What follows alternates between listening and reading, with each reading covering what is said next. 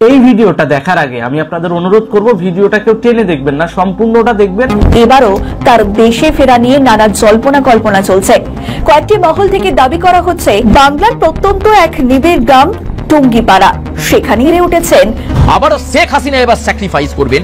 বড় সিদ্ধান্ত শেখ হাসিনা নিয়ে নিলেন এবং সেই বড় সিদ্ধান্ত দেশে ফেরার পরেই শেখ হাসিনা নেবেন এবং বুঝিয়ে দেবেন যে তিনি কত বড় মাপের নেত্রী।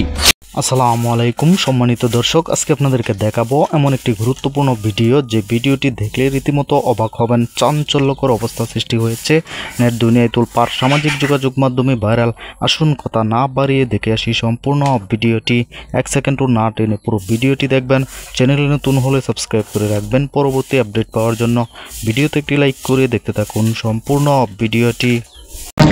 বাংলার প্রত্যন্ত এক নিবিড় গ্রাম টুঙ্গিপাড়া, সেখানেই বেড়ে উঠেছেন বঙ্গমাতা ফজিলাতুন্নেছা এবং তার দুই কন্যা, যিনি বাঙালির মুক্তি সংগ্রামের অবিসংবাদিত নেতা এবং বঙ্গবন্ধু শেখ মুজিবুর রহমানের ছায়ার সঙ্গে।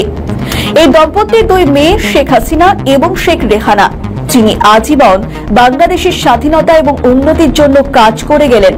তবুও বিশ্বাসঘাতক এবং ক্ষমতালোভী কিছু মানুষের বুলেটে ঝাঁঝরা হল সপরিবার। ভাগ্যের জোরে বেঁচে গিয়েছিলেন দুই বোন। তাদেরই একজন পরবর্তী সময় বাংলাদেশের প্রধানমন্ত্রী হয়ে ফিরে এসেছিলেন কার্যত আগুন পাখির মতোই।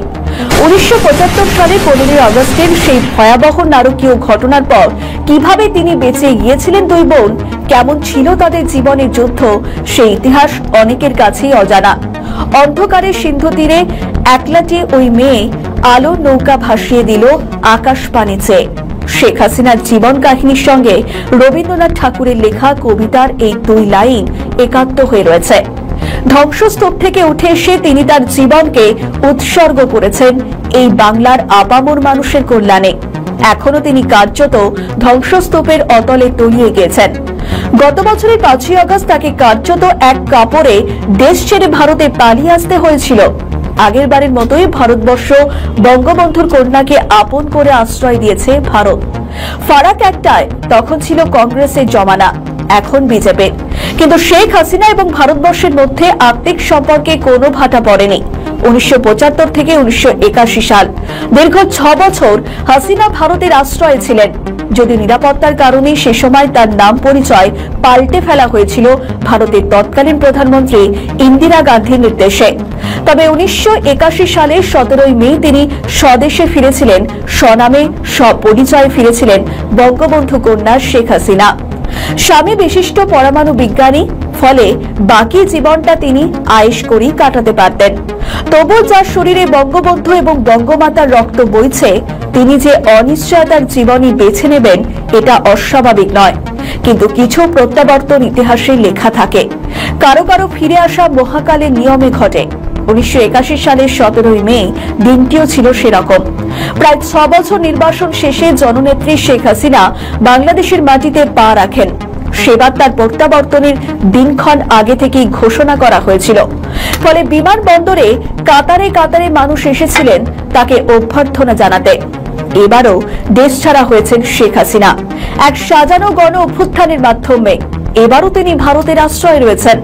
এবারও তার দেশে ফেরা নিয়ে নানা জল্পনা কল্পনা চলছে।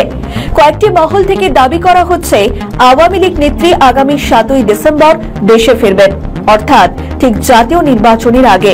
এটা কখন কিভাবে সম্ভব তা অবশ্য কালের গর্ভে লুকিয়ে রয়েছে। তবে শেখ হাসিনা যে একদিন দেশে ফিরবেন এবং তার সব মহিমায়, সেটা নিয়ে অনেকেই সন্দেহের অবকাশ রাখছেন না, কারণ তিনি আগুন পাখি, কোনো কিছুই তাকে পোড়াতে পারে না। 2024 সালের 5ই আগস্ট থেকে দীর্ঘ 15 মাস তিনি দেশের বাইরে, তবু তার উপস্থিতি গোটা বাংলাদেশে আগের মতোই বিদ্যমান। এখনো তার ছায়া দেখে কেঁপে ওঠেন মোহাম্মদ ইউনূস সহ ষড়যন্ত্রকারীরা। হাসিনাও তার দলের নেতাদের বাংলাদেশ থেকে দূরে রাখতে নানা কর্মকাণ্ড করে চলেছে বাংলাদেশের অন্তর্বর্তীকালীন সরকার। তবুও আওয়ামী লীগ এবং শেখ হাসিনাকে আটকানো যাচ্ছে না যেন। তিনি ভারতে বসেই বাংলাদেশে তার দলের সংগঠন প্রায় নতুন করে সাজিয়ে ফেলেছেন। প্রতিদিনই তিনি বাংলাদেশের বিভিন্ন প্রান্তের দলীয় কর্মী এবং নির্যাতিত মানুষদের সঙ্গে কথা বলেন।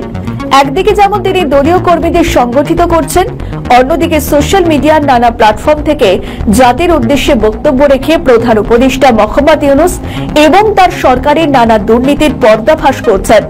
তার ফলে দিন দিন আওয়ামী লীগের মিছিলে বাড়ছে লোক সংখ্যা, দীর্ঘ থেকে দীর্ঘতর হচ্ছে আওয়ামী লীগের মিছিল। তার দল এখনো রাজনৈতিকভাবে নিষিদ্ধ, দলের নিবন্ধনও কেড়ে নেওয়া হয়েছে, তবুও লক্ষ্যে অবিচল শেখ হাসিনা। তিনি বাংলাদেশে না থেকেও আছেন, আবারও একবার ফিনিক্স পাখির মতো আগুনের গোলার মতো ফিরে আসবেন বাংলাদেশে। সেই দিনটা 7ই ডিসেম্বর 2025 হলেও হতে পারে।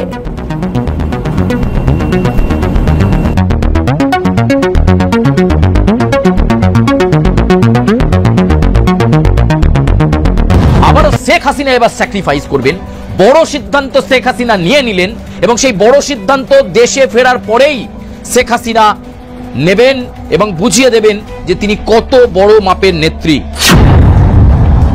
নেতৃত্ব থেকে সরে গিয়ে, নেতৃত্বের লোভ থেকে সরে গিয়ে সেই কাজটা করবেন শেখ হাসিনা, স্যাক্রিফাইস করবেন।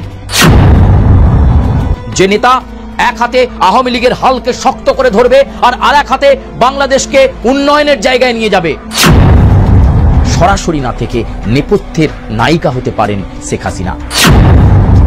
শেখ হাসিনার সঙ্গে ভারতের জাতীয় নিরাপত্তা উপদেষ্টা অজিত দোভালের এই কয়েক মাসে প্রচুর বৈঠক হয়েছে। বাংলাদেশের বর্তমান প্রেক্ষাপটটা কিন্তু একেবারেই অন্যরকম। বিগত কয়েক মাস ধরে নির্বাচনী আবহের জন্য বা নির্বাচনের জন্য প্রস্তুতি নিচ্ছে বিভিন্ন রাজনৈতিক শিবির। আর এরই মাঝে সমীক্ষার দিক নির্দেশ বা দিশার কথাও আমরা বলেছি যে সবচেয়ে বেশি আসন পাওয়ার জায়গায় কিন্তু আবার আওয়ামী লীগ। আর সেই প্রসঙ্গ বলতে গিয়ে যার কথা বলতে হয় শেখ হাসিনা। সত্যি ইতিহাস যেন বারবার ফিরে ফিরে আসে। হ্যাঁ, বাংলাদেশের রাজনীতিতে ক্ষমতা থেকে চলে যাওয়া আর ক্ষমতা আবার ফিরে পাওয়া, এই ইতিহাস নতুন নয়। আর এবার এই সব কিছুর মাঝে গুরুত্বপূর্ণ একটি আপডেট আপনাদের কাছে আজকে পৌঁছে দেওয়ার জন্যই এলাম।